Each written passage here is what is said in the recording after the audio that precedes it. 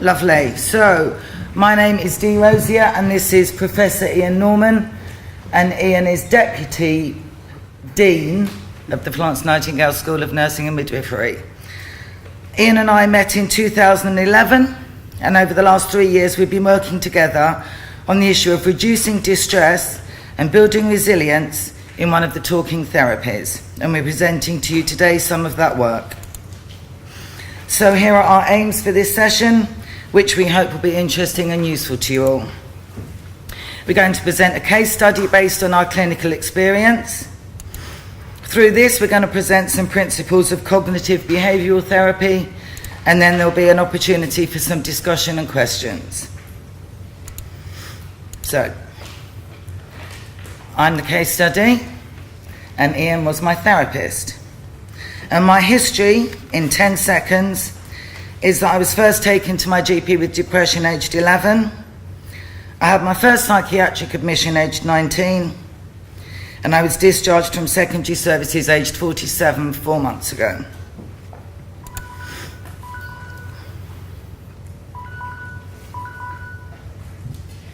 I was diagnosed with a personality disorder when I was 19, having previously been diagnosed as also suffering from anxiety and depression.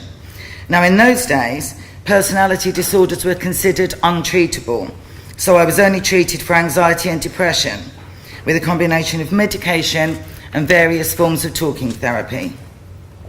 Here's the DSM-4, the Mental Health Diagnostic Manual, describing the symptoms of emotionally unstable personality disorder.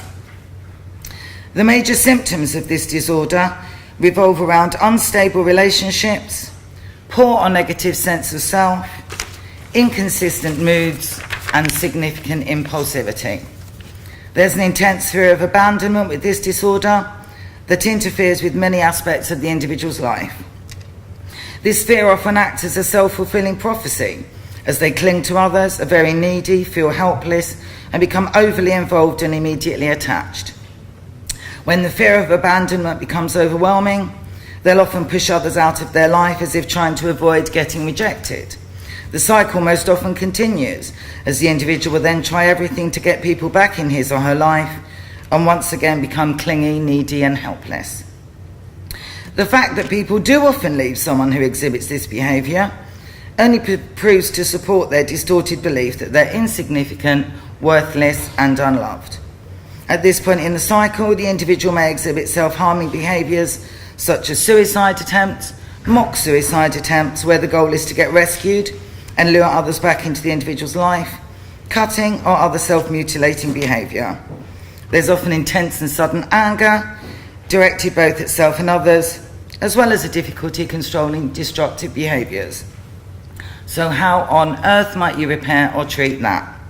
Well, I can tell you that the talking treatments I received over a period of more than 2 decades really did nothing for me, beyond temporarily feeling cared for by the therapist, and it cost the NHS an awful lot of money.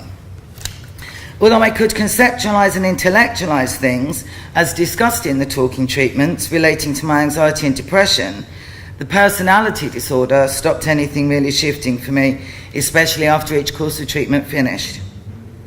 To some limited extent, my behaviours changed, although usually only temporarily, but not the underlying thoughts, feelings, and core beliefs.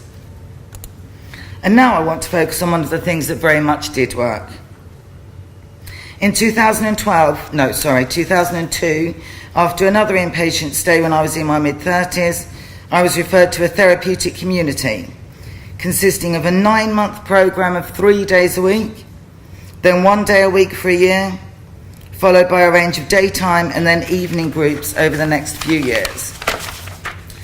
And I was also put on a mood stabiliser, antipsychotic, at the beginning of this course of treatment, and I believe that this was very helpful, as I think it ameliorated the worst excesses of my symptoms so that I could fully engage with the programme without being tipped over the edge. 12 years later, I'm nearly completely off my antidepressants after more than 30 years, at my own instigation, but I have no plans to ever come off my mood stabiliser. So here's a technical description of the model. A therapeutic community is a planned environment which exploits the therapeutic value of social and group processes. It promotes equitable and democratic group living in a varied, permissive, but safe environment. Interpersonal and emotional issues are openly discussed, and members can form intimate relationships. Mutual feedback helps members confront their problems and develop an awareness of interpersonal actions. And this slide illustrates how the model works functionally. So we start off understanding that the key purpose is to care for and about the inner child. We fundamentally recognise the importance of attachment and maladapted attachments. There's no such thing as bad behaviours. There's a culture of inquiry and curiosity, and everything is there to be examined, thought about and looked at. The community provides a network of supportive and challenging relationships and recognises the empowering potential of giving appropriate responsibility. So I made some great progress at my therapeutic community, and I no longer have a diagnosis of a personality disorder, which I remind you was considered incurable when I was first diagnosed. But my anxiety and depression remained, and in fact my anxiety worsened as I tried to push out into the world. So fast forward 10 years to when I was assessed in 2011, at which point I was suffering from crippling anxiety, phobias, a constant stream of negative thoughts and voices, several nightmares each night, flashbacks triggered by anything and everything, and paranoia. These collectively severely impacted on every area of my life, and I was then offered 30 sessions of schema CBT with Ian.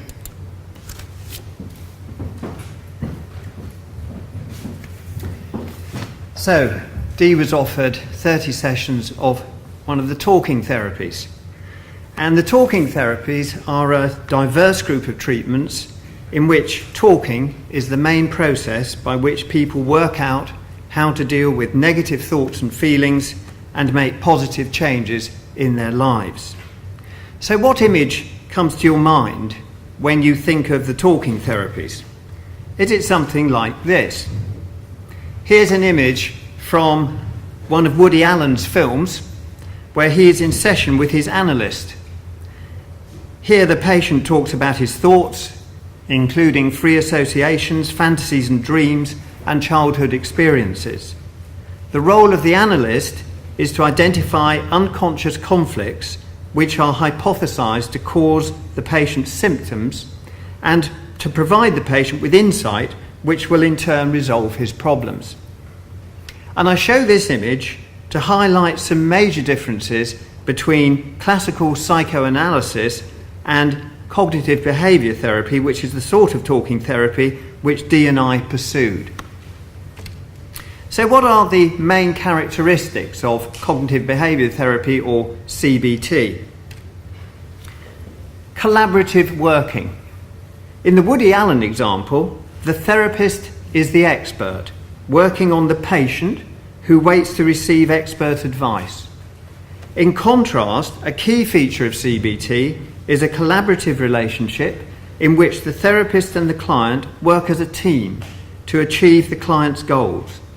And a widely used analogy is of the client and therapist working together like two scientists, testing out and evaluating the effects of particular techniques to see if they help. And if they don't, then working out what's been learned and then working out what to do next. So, how important is the quality of the relationship between the therapist and the client? Dee's already mentioned that in her previous therapy, she received some caring from the therapist and found that as helpful. Well, it's certainly true that the relationship between the client and the therapist is important. And in fact, we know that this is true across all the talking therapies. A positive therapy alliance is correlated to the success of treatment in all talking therapies. But for me, a positive therapy alliance alone does not ensure the best therapy outcome unless it is supported by evidence-based therapy methods. So really, you need a combination.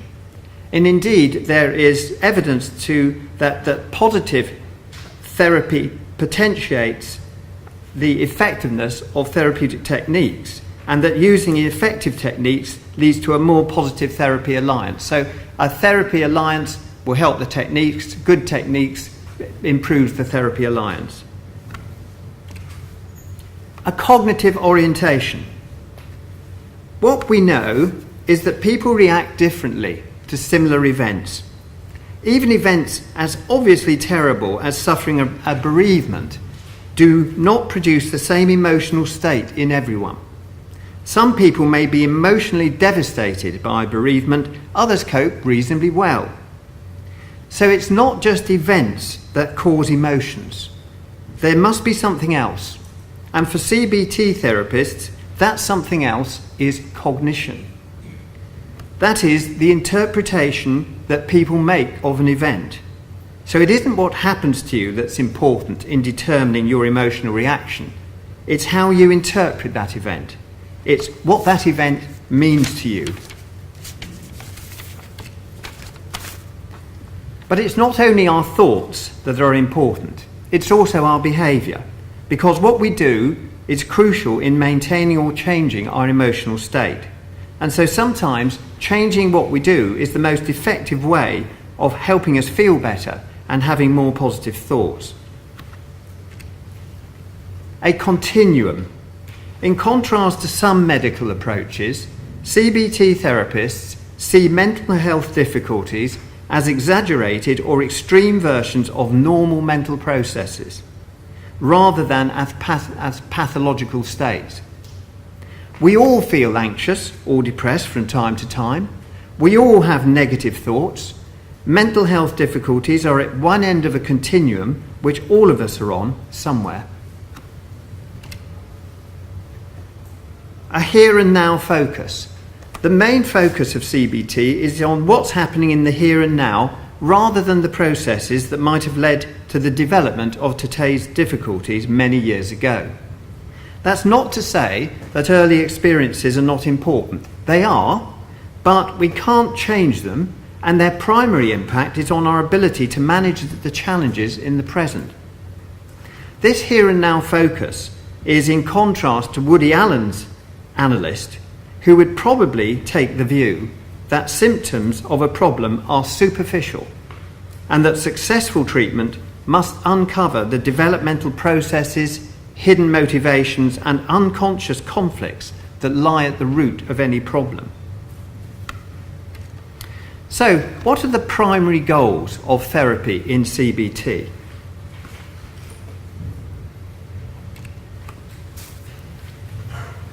First, clients will have their own personal goals that they want to achieve, but there are two primary goals of CBT for most clients, and the first is the relief of distress. And the second, and in many cases more important, is building resilience, which is one of the main themes of this summer school. So resilience, what is resilience? It's about how people negotiate adversity. And building resilience describes processes of psychological adaptation through which people draw upon their strengths to adapt to challenges and so maintain their well-being. Building resilience is a crucial goal for CBT, because if improvement is to be maintained and to be built upon, the client needs to become their own therapist.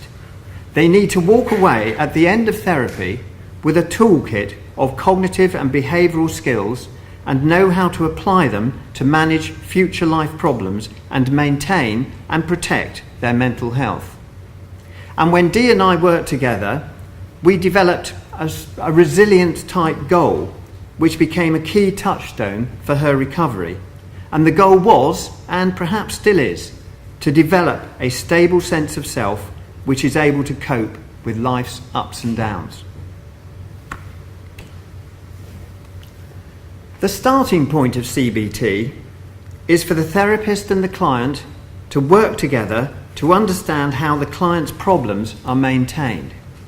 And for this purpose, it's helpful to think of problems as the result of interactions between four systems: cognition, our thoughts; affect or emotions, that's our feelings; our behaviour; and physiology, physical sensations. So let's take a simple example with which you may be familiar: taking an examination tomorrow morning. So when you think of your exam, what goes through your mind? Is it, I've done my revision thoroughly and I've got every reason to be confident, which leads you to feel confident and physically relaxed? So you go to bed early, you sleep well, the next day you wake feeling rested and focused, and you give the exam your best shot. Or for you, is it a bit more like this, where your dominant thought the night before is, I should have done more work, I really don't know enough, and in exams I always run out of time. And this leads to a very different set of events and outcomes. You feel anxious, you experience physical symptoms of anxiety, you stay up late reading your notes, and you don't sleep very well. And the next day, you don't give it your best shot. So this example highlights the interaction between thoughts, feelings, behaviours, and physical sensations. And typically you find that clients with mental health difficulties are caught in a vicious circle, where negative thoughts lead to unpleasant emotions and self-defeating behaviours, which in turn reinforce the negative thoughts, and so on. Using the four systems model to explain how mental health difficulties are maintained can be a big source of relief for clients, because it makes sense of what has been for them a confusing and distressing series of symptoms. And it's important too, because once the maintenance cycle is clear, it can guide interventions. The question then for the client and the therapist to work together on is how the vicious cycle can be broken. And in many cases, the best way of doing this is for the client to question the accuracy or helpfulness of their negative thoughts, in the expectation that if they think differently, it will change the way they feel or behave. In other cases, it might be more effective to change their behaviour, in the expectation that if they behave differently, it will impact on the way they think and the way they feel. Now, with some clients, it's unnecessary to go beyond the simple four systems to help find strategies that they can use to disrupt the vicious cycle or vicious circle that they're in. But with others, and as was the case when Dee and I worked together, we needed to go into a bit more depth. Now, so far, I've been talking about cognition as if it was a single concept. In fact, in CBT, we would often distinguish between different levels of cognition. At the most fundamental level, there are core beliefs, which are usually learned in childhood. Core beliefs are more than thoughts. They are like DNA. They are written into our bloodstream. They are absolute beliefs that we know fundamentally to be true, and which usually take the form of absolute statements about ourselves. For example, I am stupid, I am bad. About other people, for example, people are unpredictable. Or about the world in general, the world is a dangerous place.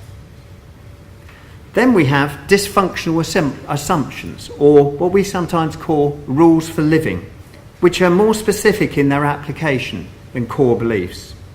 They usually take the form of conditional if-then propositions, or are framed as should or must statements. They often represent attempts to live with negative core beliefs. For example, if I feel that I'm unlovable, I may develop a rule for living which goes something like, if I please other people, they will put up with me. Or if I try to assert my own needs, I will be rejected. Now, these dysfunctional assumptions offer a guide to how to run our lives to overcome some of these effects, the effects of the core belief. But they are fragile. What makes these assumptions dysfunctional is that they are too rigid and too overgeneralized, not flexible enough to cope with inevitable setbacks of life. If a dysfunctional assumption is broken, for example, suppose I fail to please someone, then it's likely to generate unpleasant emotions and also a stream of negative automatic thoughts, or NATs, which all of us experience and almost all of us can notice if we try to pay attention to them. So if I just ask you to think about a recent time when you became upset, anxious, annoyed, down in the dumps, perhaps think about, the negative automatic thoughts that come through your mind. Negative automatic thoughts come out of the blue. They're plausible and they make us feel bad. We often swallow them whole as statements of fact. For example, if I think I'm absolutely useless when I'm feeling fed up with something that's gone wrong, it seems a simple statement of fact, a simple statement of truth. And one of the central strategies of CBT is to help clients stop swallowing negative automatic thoughts as simple statements of fact, so that they can step back and consider their accuracy. In CBT, it's helpful to think of thoughts not as facts, but as opinions. And like all opinions, they may not be accurate and they need to be questioned. And at the bottom of this figure, in addition to negative automatic thoughts and unpleasant emotions, we also have physical sensations and behaviour, which make up the other two elements of the CBT maintenance cycle. Dee and I worked together to apply this model to her situation, and the results of this are in the following diagram, which she's going to talk about. So here's the model as it applied to me. Early experiences were physical and emotional abuse from a mother who was sole caregiver. The first core belief that Ian and I uncovered was I am unloved and unlovable, with a secondary belief, if people get to know the real me, they'll reject me. Later on, we identified another primary core belief. I'm irreparably damaged by my childhood and will never be able to lead a normal life, from which followed, it's only a matter of time before all the good things in my life, particularly my work, go wrong and I won't be able to cope. My dysfunctional assumptions were that I must keep my guard up in relationships and not reveal too much about myself, otherwise I'll be rejected. And if I work hard and don't have any fun, then I will avoid criticism, which would destroy the only good thing in my life, my work. So following the triggers, my NATs would be a constant stream of self-critical thoughts which were tiring and demoralising. Constant what-if worries about things that could go wrong and that I'd be unable to cope. And an idea always that people were just about to see through me and find out I'm not normal and I never will be. Obviously, this led to anxiety and low mood. My physical sensations were that I was permanently tense and anxious, suffering from migraines, racing mind, difficulty falling and staying asleep, obviously feeling exhausted all the time. And my behaviours were doing everything to a very high standard, avoiding having any fun, keeping my distance in social relationships, up to the point where I was avoiding leaving home, especially if I was alone and going somewhere unfamiliar. Here is our plan of attack, or engagement if you prefer, but to me it was most definitely a joint attack by the two of us against a common enemy. So we had strategies to stop worrying and ruminating, behavioural experiments, imaginary rescripting, and building more positive core beliefs. And now I'm just going to spend a bit of time illustrating how we worked on each of these fronts. So in a very early session, Ian offered me this worry decision tree flowchart. So I asked myself, what am I worrying about? Is there anything I can do about it? If no, stop worrying and distract yourself. If yes, work out what you could do or how to find out what to do. Make a list. Is there anything I can do right now? Yes, I could. Do it. Then you can stop worrying and distract yourself. If no, plan what you could do and when. Stop worrying and distract yourself. Now you know it is safe to let your worries drop. Now, I responded to this rather aggressively, that while it made complete sense to me, if I could do what it suggested, I'd hardly need to be seeing Ian. He calmly and immediately said that it was just one of the many tools in his kit, and if this one wasn't useful to me right now, he had plenty others. And 3 years later, it's a tool I've completely internalised and regularly use to self-manage my anxiety, and which gives me great peace, but it was of no use then. And I can see now that in those very early days, Ian was putting most of his focus into building our relationship. He consistently demonstrated that he valued and respected me as a whole person, so I was able to trust and respect him. And later on, his consistent modelling behaviours meant that I came to trust and respect myself. Now, someone quite famous once said, there were 3 of us in the relationship. Well, there were 3 of us in our relationship also. Ian, me, and the client. Together, Ian and I designed behavioural experiments for the client to do, and then he and I together would analyse the results. So, a behavioural experiment is a planned experiential activity to gather evidence to test predictions that follow from unhelpful cognitions. And here's one of ours. So the target cognition, the thought and belief assumption that we were testing, was that if people get to know me, they'll reject me. And I believed that 100%. So our behavioural experiment was for me to invite a work colleague for lunch. My prediction was that neither of us will enjoy ourselves and the other person wouldn't want to see me again. And what did happen? Well, we had a lovely time. There were lots of laughs. We found we had lots of things in common beyond work. She suggested we do it again, and I had more fun than I had in ages. So what did I learn? What does the result say about the original belief? It said that the more I can be my authentic self, the more people will like me. It's just normal to get on with some people more than others. And that led me to reduce my belief to 10% from 100. Imagine re-scripting, exploring and reinterpreting memories of early childhood experiences that have contributed to the problem in an attempt to modify core beliefs and use of emotional experience rather than thinking or behaviour to induce change. Now, Ian and I keep talking about how important the relationship is between the therapist and the client. And because I came to trust Ian so completely, I allowed him to take me to some really dark and painful places.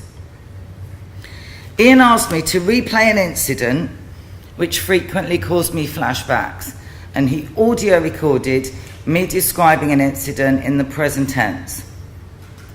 So I chose an incident which gave me very strong visual and emotional, repeated, frequent flashbacks of being pinned down on the stairs by my mother, aged about 12, and she was beating me with a rubber-soled slipper, and she was screaming at me, "I deal with problem children all day, I don't need to come home to one."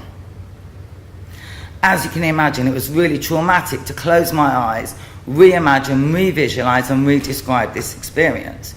And he didn't offer any commentary or sympathy. He simply asked me next to replay the end of that scene with the adult D coming in, rescuing D, remonstrating with the perpetrator and taking her to safety. And he recorded that as well. Quite an exhausting session, but that wasn't the end of it. My homework for the 3 weeks in between our sessions was to listen to that audio recording every day. So every morning I'd wake up really anxious, palpitations, sweating, dreading the prospect of having to listen to this 15-minute recording. And for the first few days it was as traumatic as living it the first time. But amazingly, by the end of the 3 weeks, not only did I change the way I felt about that incident, it seems to have been absolutely core in changing how I felt about my mother, how I felt about myself, and how I felt about my life. Building more positive core beliefs. How would you like to be and how would that person behave? Core beliefs come in pairs. In normal development, both of these beliefs will be taught through parenting and will happily coexist in the emerging adult. Now, you may remember that I had a core belief that I was unloved and unlovable, and you may also remember that this is in the description of personality disorders. I got that message consistently from an early age, so of course I believed it was an immutable fact. So we turned our spotlight on the pair of this core belief. I can be loved and lovable. So I wrote a list of 10 things that to me were qualities of someone loved and lovable, and mine happened to be being easy in my own company and with others, having self-confidence, giving love as well as receiving it, empathizing, being more insightful, being curious about the world and other people, doing the right thing because it's the right thing, travelling an honourable path, taking care of myself, taking a risk and opening myself to uncertainty, and being honest with myself about my feelings. Now note that this had to be my self-defined list of qualities and characteristics. And revisiting this list for this talk, I was for the first time struck that these are all the sorts of things that are naturally taught to children by nurturing parents. And I was overwhelmed by the realisation of what a good parent I've become to myself. So each day, for the month between our sessions, I tried to follow these new rules for living. And each evening, I'd reflect on the day just gone and record against each of the criteria things that I'd done which fitted with these new rules. And at the end of the month, I stopped. I stopped because I'd done the behaviours with great attention and mindfulness. Getting good results each day reinforced the new behaviours, which in turn, over time, changed the thoughts. And by the end of the month, the feelings, and finally this core belief, held since my earliest childhood, had changed. Bingo. Also, because we were working in partnership with this third person, instead of being overwhelmed by guilt and shame, I was able to stay in my adult so that I could really hear and understand what Ian was saying, suggesting and explaining, and hold on to that in between sessions. i.e. talking was not just cathartic, it also taught, encouraged and empowered me from the outset to be my own therapist and my own agent for change. CBT is evidence-based, as we've said. It also uses quantitative monitoring, both to evidence the success or otherwise of the intervention, and it's also used as part of the work. Here are my scores over our 2+ years. So why were the mid-scores showing so little change? This was a question that Ian put to me. And I suggested that because I was pushing out so much and so quickly, because I trusted him so much, I was changing my behaviours and taking lots of risks. So of course this was causing me a lot of anxiety. Now Ian bought this explanation and it proved to be true, based on my end of therapy scores. Finally, I want to talk to you about how easy or difficult it might be for the professional to work in partnership. Are you familiar with the Core 10 measurement tool? It asks a person to rate themselves against 10 criteria, and the higher the scores, the higher the distress or symptoms, as you can see here. So for example, over the last week I felt tense, anxious or nervous. Not at all, only occasionally, sometimes, often, or most or all of the time. Now Ian started reporting to me that all my scores were consistently subclinical, i.e. in the healthy range. I never want to miss an opportunity to challenge those in authority. I asked Ian to start to complete his own Core 10 for each of our sessions. And a few months ago, I asked Ian to discharge me early from therapy, since he was consistently scoring higher than I was on the scale. You'll be happy to know that we were both in the healthy range. Now you may laugh, but I would just ask you to consider how you would feel if in your work with your clients you scored yourself and then shared your scores with your clients. Really, I'm making a key point here about what partnership working can be in practice, and I hope that between us we've demonstrated to you the enormity of what can be achieved and to lasting effect.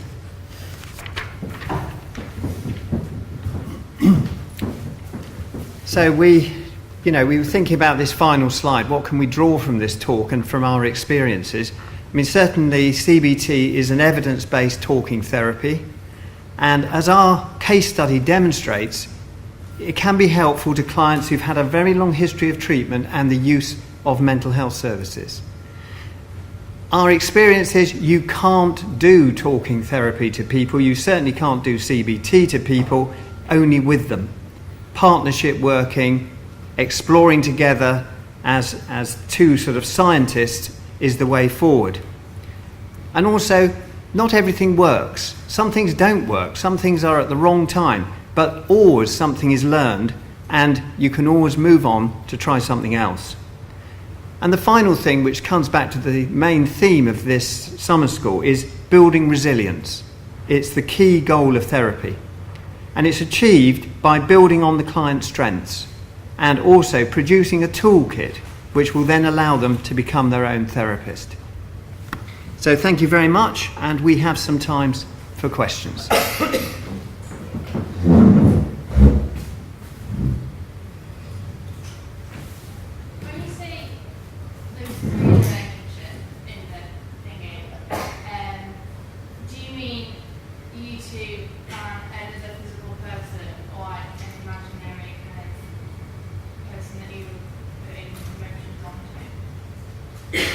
In the therapeutic community, I did social work where we would have an empty chair and we would move between chairs and take on different roles.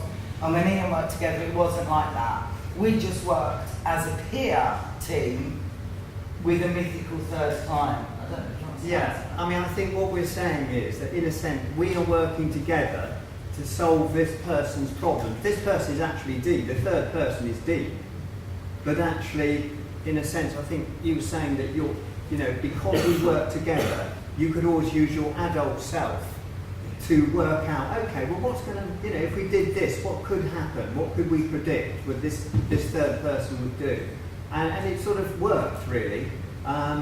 It wasn't just two of us in the relationship, it was D and me working together as co-therapists, almost, and D, who was having problems, who was the third person. Yeah. When you talk about negative automatic thoughts, we've sort of judged those thoughts as something you should sort of disregard, or something you should respect, but see the other side. What was the balance? There's various ways of trying to combat negative automatic thought, but I suppose the dominant way is that actually these thoughts present themselves as facts. They present themselves as the whole picture. They present themselves as, yes, this is a summary of your total situation. Now actually, that is probably not true. That in fact they're a partial representation of the true situation.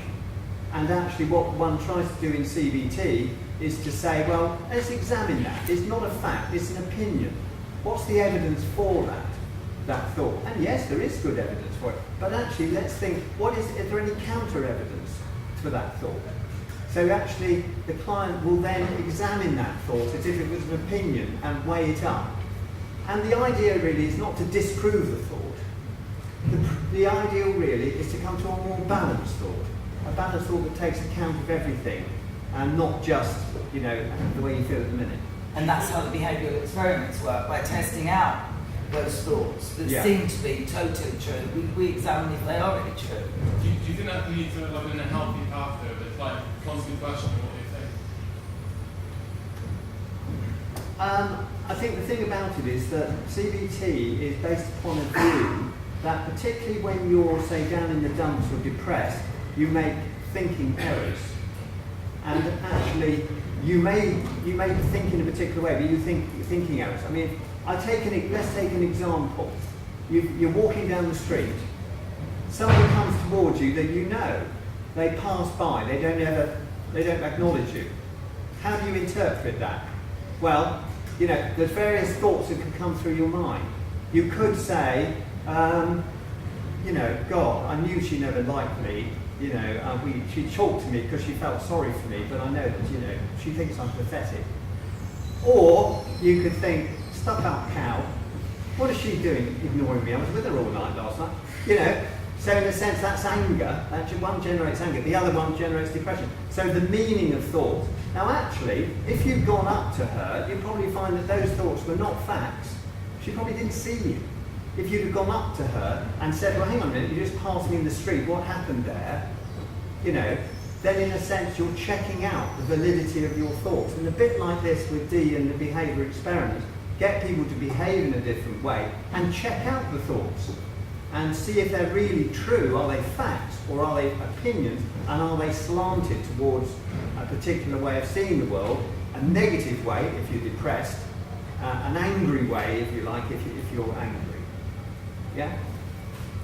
Is there not a risk of self-sabotaging? So I think about with depression and have these negative thoughts tend to sort of have something prophecies. If they have a negative image of themselves, they might sort of set up one of these behavioural experiments, but then through their own thoughts, they'll act in a way that's actually going to make their prediction come true, so they create something prophecy. So how do you manage that risk? But we're taking a neutral position of inquiry. So I'm not going to behave, I'm not going to undertake the experiment with my normal personality. I'm going to secretly conduct an experiment on my friend, and then I'm going to see whether my prediction, which I believe 100%, it's all going to fall apart, it's going to be horrible, it's going to be miserable, then we can evaluate together what actually happened. I mean, I think that's absolutely right. I agree with Dee. In a way, you know, you're not, she's going out as an inquiry. Well, you know, you don't do experiments if you know what's going to be the outcome. You do experiments when you're not sure of the outcome. So that's the inquiry. But I think the point you do make is an important one, and it does mean that behaviour experiments, you don't just say to D, you know, well, go off there, invite your mate for dinner, let's see what happens. You'd actually sit down carefully to plan it. What would be your prediction? What do you think would happen? Well, they'll reject me. How would you know they've rejected you? Well, they would say that I don't want to see you again. Okay, so that's fine. They'll say, I don't want to see you again. Or, what other thing? Well, they might just say that. No, they're not, because they're polite. So, okay, well, they won't ring me again for 4 weeks, at least 4. So there you've got your evidence. There you've got your behaviour. There you can test whether this is true or not. So I think setting up the behavioural experiment in session beforehand is very important. And it has to be done in partnership. Yeah. So in my case, we wouldn't have said, let's go 100 miles away to a place I've never been, on a train, have 2 bottles of wine each, and have to spend 8 hours together. We said, what can I reasonably tolerate, and what is a safe experiment for me to conduct? I definitely don't think a client can design and undertake a behavioural experiment on their own. It's helpful just to talk it through, and actually, you know, they've got to be realistic but challenging. Did you find as well that the 30 sessions that you engaged in was enough, you know, that gave you enough time to build that? Thank you. 30 is the maximum that I'm aware that any NHS trust allows. And because Ian was just so amazing, to start with I said, I can't do once a week, my life's too busy, and I want to get the most out of every session, so I want plenty of time to do my homework and hit my next difficulty before I see you. So to start with, we worked fortnightly, then we worked every 3 weeks, then every month, and then every 2 months. And that meant that I never got dependent on Ian. I was always in the driving seat, I was always having to solve my own problems and be my own therapist. And the graduation meant that more slowly I was able to be more and more independent. Yeah, I mean, actually, Dee was very keen to have the 30 sessions, but then she insisted I discharge her after 28 because she was cured. So that, absolutely, and I knew she was cured as well, so that's absolutely fine. I mean, but I would like to just say that this is very much a partnership. I mean, you've seen Dee today. If we'd have done this talk in 2011, we would have had a very different Dee talking from there. However, I would say that from the word go, Dee had huge strengths, huge intelligence, able to grasp the model, able to see things, able to step outside herself. She'd also made tremendous progress in the therapeutic community. So we're talking here about someone who was motoring, and for a lot of our therapy, frankly, I was trying to keep up. And I was also highly motivated because I was in such distress. I would do anything and try anything because how I was intolerable. I'm sorry, we're going to have to stop right there because we could ask questions all day long. I'm sure we've all got loads more to ask. But I'd like to say a very warm thank you to Dee and Ian for really